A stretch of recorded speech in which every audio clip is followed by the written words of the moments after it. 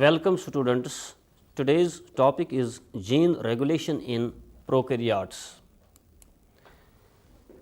Different genes in an organism are meant for the synthesis of different proteins. All proteins are, however, not needed at one time. Specific cells or tissues or organs require expression of specific sets of genes. Similarly, expression of specific sets of genes is required at different developmental stages of an organism or in different environmental conditions. In case of prokaryotes, which are unicellular organisms, they have fast multiplication, short life cycle, and can grow in varied environments. For example, E. coli can grow in intestinal tracts, ponds, streams, sewage systems, and other environments. Each of these environments provides different organic molecule for its use as energy source. E. coli is therefore well adapted to diverse environmental conditions. The adaptability of bacteria like E. coli depends on their ability to turn on and turn off the expression of specific sets of genes in response to environmental signal. The expression of particular set of genes is turned on when the products of these genes are needed for growth in the existing or in the changed environment. Similarly, the expression of such genes is turned off when their products are no longer needed for growth in the existing or in the changed environment. This phenomenon of turning off and turning on the expression of genes as per the requirement of bacteria is called gene regulation. This gene regulation in prokaryotes as well as eukaryotes occurs at various levels. For example, at DNA synthesis level, at transcriptional level when mRNA is synthesized, at protein synthesis level, and at post-transcriptional and translational level. However, in bacteria like E. coli, gene regulation at transcriptional level is well understood. Now, the question is why gene regulation is there in prokaryotes or eukaryotes. Gene regulation actually increases the overall fitness of an organism. Considerable amount of energy and resources are required during transcription and translation processes. By turning off the expression of specific genes, an organism can avoid wasting of energy as well as resources. The organism can utilize the conserved energy to synthesize products that are actually required for growth in the existing environment. The regulation of gene expression helps bacteria to achieve maximal growth and reproduction in any given environment. Now, there are actually two types of genes in any organism. Some gene products are required in all types of cells and in all environments or at all developmental stages. For example, tRNA genes, rRNA genes, ribosomal RNA genes, ribosomal proteins, RNA polymerase subunit genes, etc.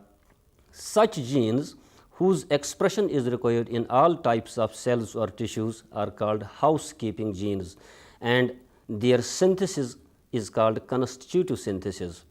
Other genes are needed for cell growth only under specific environments. Expression of such genes is regulated by turning on or turning off mechanism. Such genes are called regulatory genes. Now, induction and repression.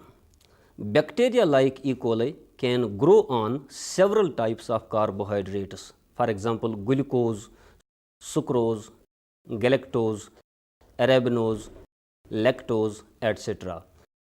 Glucose, if present in the medium, is preferentially used by bacteria as a source of energy.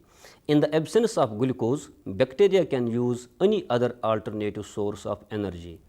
The metabolism of different carbohydrates is regulated by the synthesis of different enzymes depending upon the availability of carbohydrate.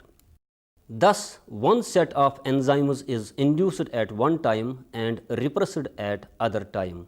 The process by which the expression or synthesis of a set of enzymes is turned on in presence of a particular substrate, for example a carbohydrate, for its metabolism is called induction. Induction occurs only in presence of specific substrate like carbohydrate and is called inducer. Thus, inducers are small molecules that serve as metabolic substrates and trigger the production of enzymes necessary to metabolize them. The genes whose expression is so regulated are called inducible genes, and their products, which are enzymes, are called inducible enzymes. The genetic system responsible for such a phenomenon is called inducible system. The ability of bacteria to control enzyme production is mostly exercised at the level of transcription. The enzymes responsible for the catabolism of substrates like lactose, galactose, arabinose, etc. are characteristically inducible. The first and most prominent example of inducible enzyme system is concerned with lactose metabolism in E. coli, which will be discussed in detail. Now, on the other hand, the situation is reverse in some other cases. For example, bacteria can synthesize many organic molecules for its growth, for example, amino acids, nucleotides, etc. If any of these substances like amino acid tryptophan, for example, is present in the medium, the synthesis of such a substance is blocked by the bacteria. This means that the genes responsible for tryptophan biosynthesis will be turned off when tryptophan is already available in the medium. Same is true for all such substances. This process of turning off the expression of a set of genes by the addition of an end product like tryptophan is called repression. The genes whose expression has been turned off in this way are called repressible genes, and their enzymes are called repressible enzymes. The end product whose addition will stop the synthesis of its own biosynthetic enzymes is called co-repressor. The genetic system responsible for such a phenomenon is called repressible system. Genes that are part of anabolic pathways in bacteria are repressible genes. Examples of such a system are tryptophan, histidine, lysine, and other amino acids. Repression, like induction, also occurs at transcriptional level. Now, what is the concept of an operon? In bacteria, the genes for related functions are grouped into clusters. The expression of all these genes occurs simultaneously to release a polycistronic mRNA. Polycistronic mRNA means an mRNA, a product of genes which carry many gene products which are later on individually released to form individual enzymes. This helps in turning off and turning on the expression of all such functionally related genes. Such a group of genes which are under a common control is called operon. This operon was first discovered by Jacob and Monod in 1961. A class of proteins called repressors checks the activity of such genes by turning on and turning off their expression. The repressor is active in case of inducible system, for example, lac operon, and is made inactive by the addition of inducer.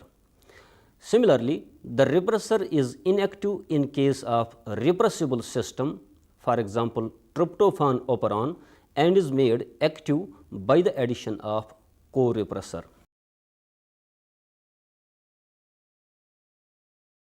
Now, let us discuss lac operon as an inducible system. The first and most prominent example of inducible system is concerned with the metabolism of lactose in E. coli.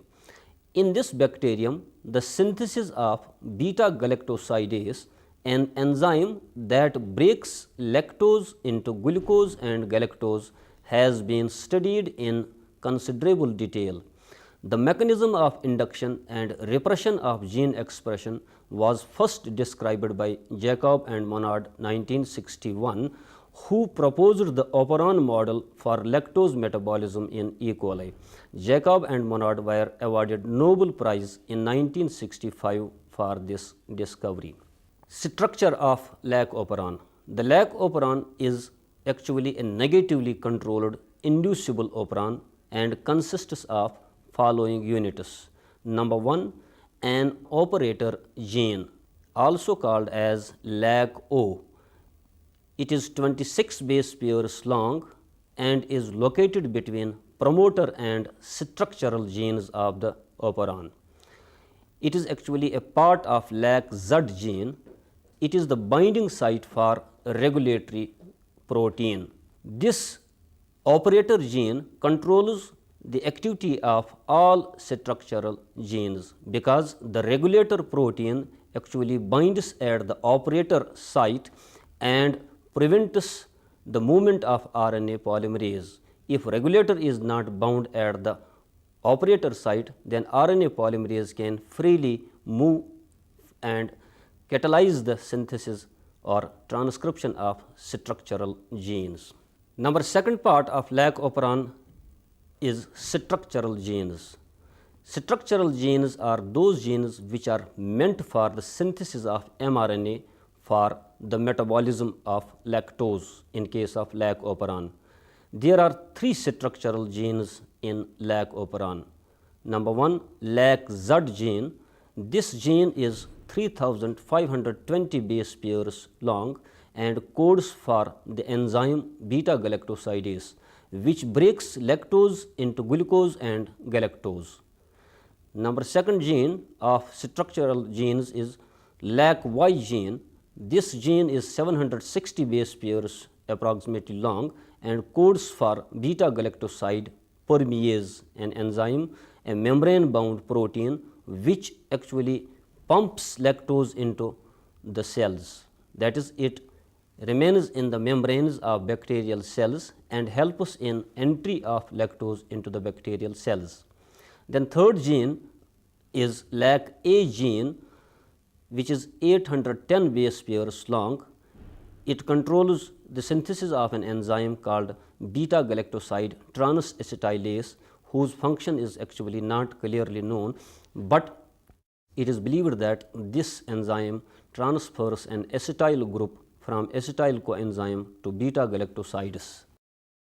Number third part of this lac operon is the promoter site, that is LAC-P. It is called LAC-P. This gene is 86 base pair long. It is present left to the operator gene in the lac operon. It is an RNA polymerase binding site. The binding and movement of RNA polymerase at promoter site depends upon whether repressor is bound at the operator or not, because operator actually lies between promoter and structural genes. Number fourth part of lac operon system is regulator gene. It is called LAC-I. This gene is almost 1000 base pairs long and is present just away from the promoter site. This gene synthesizes a 360 amino acid long repressor protein. 4 copies of these repressor molecules join to form a tetramer, which is functionally active form of the repressor protein.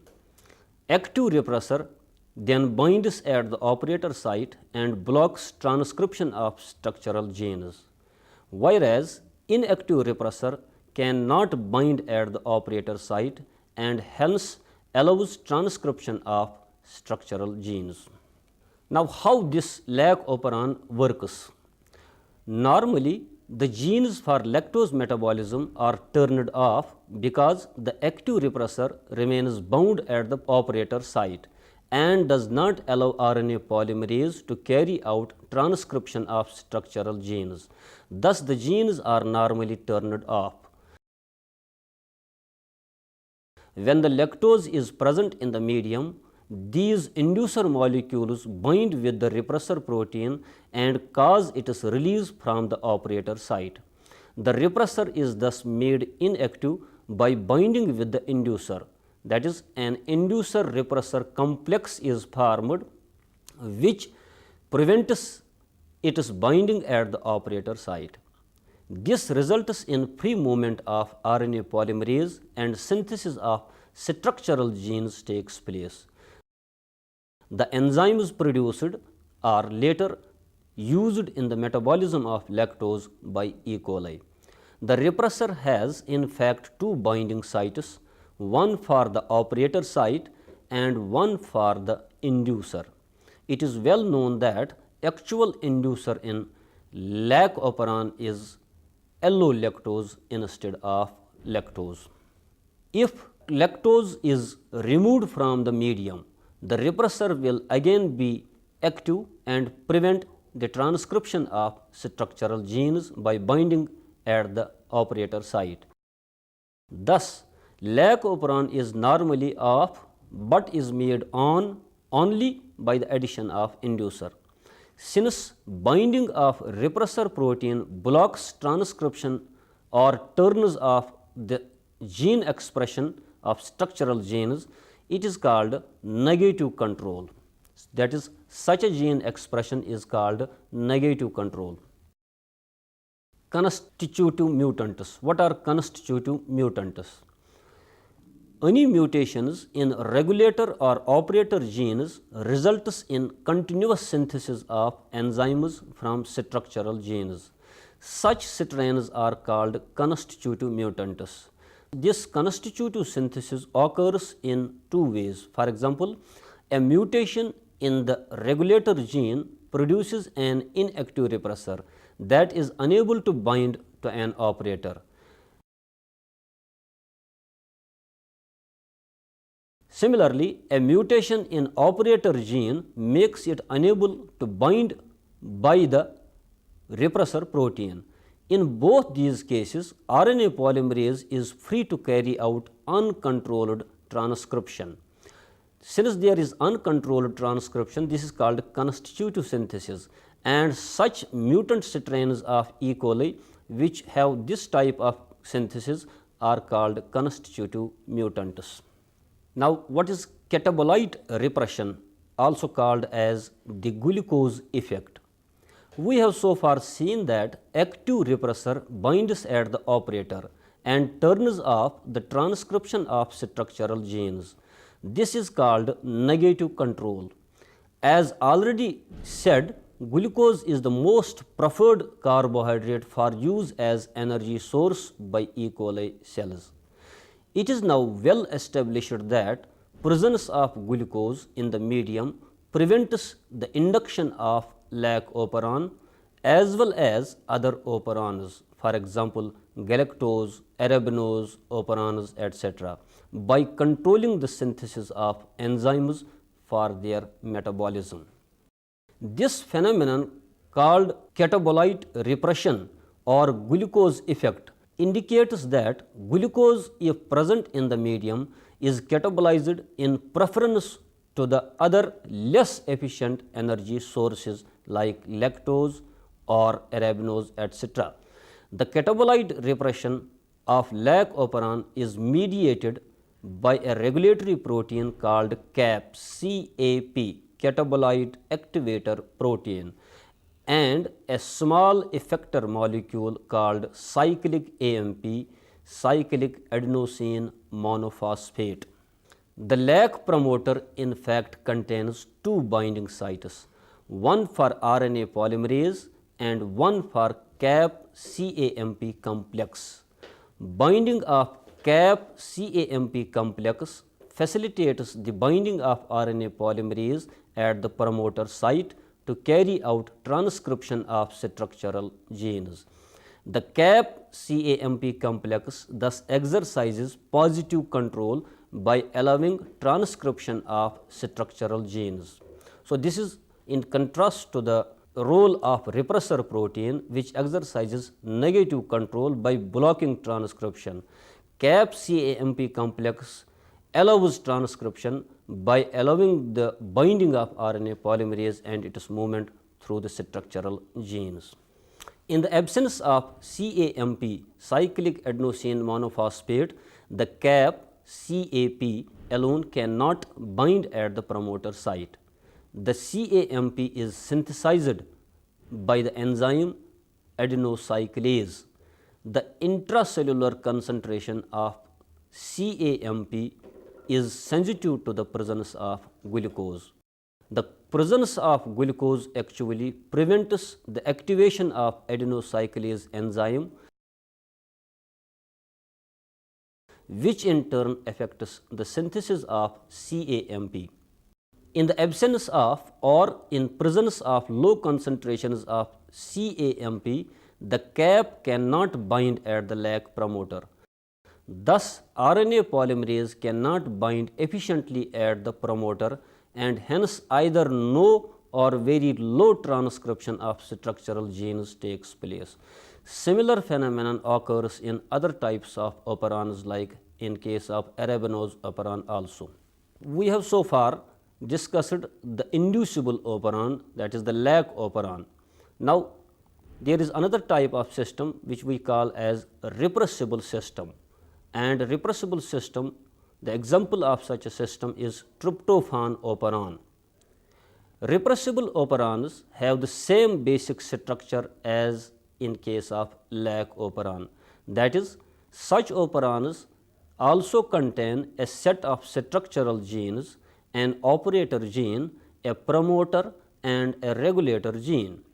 The number of structural genes and the position of repressor may, however, vary from one operon to the other.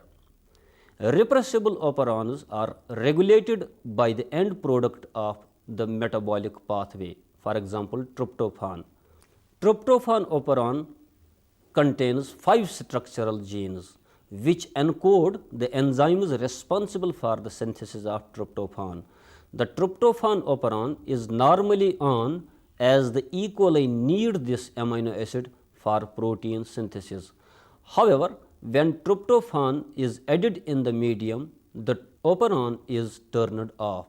Thus, it is a repressible operon because the operon is turned off by the addition of co-repressor. Tryptophan here is called as co-repressor, whereas in case of lag operon, lactose is called as inducer because it induces the expression of structural genes. Here tryptophan actually represses the expression of structural genes. That is why it is called as a repressible system. How this tryptophan operon works? The regulator gene of tryptophan operon synthesizes an inactive repressor which is unable to bind at the operator. As you must remember that in case of lag operon, the regulator gene synthesizes an active repressor. Here, the regulator gene synthesizes inactive repressor. Therefore, it is not able to bind at the operator, and hence the synthesis of structural genes is normally on because RNA polymerase is free to carry out the synthesis of structural genes, which later on help in the biosynthesis of tryptophan. Addition of tryptophan in the medium results in the binding of tryptophan with the repressor protein to form repressor co-repressor complex. The repressor co-repressor complex is active, which binds at the operator site of tryptophan operon and thus blocks the transcription of structural genes.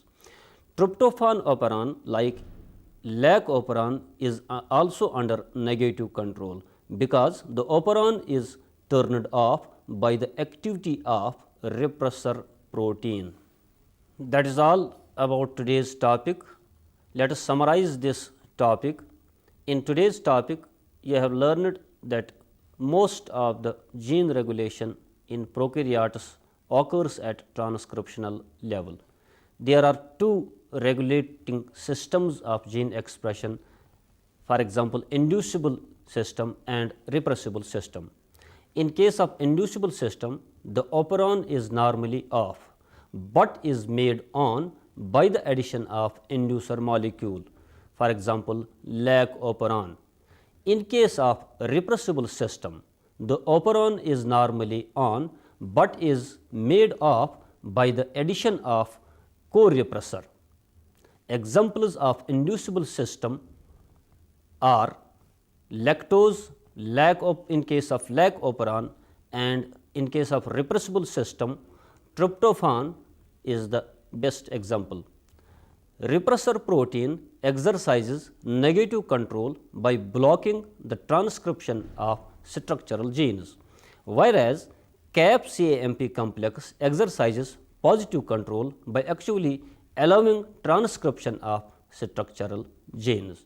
That's all. Thank you.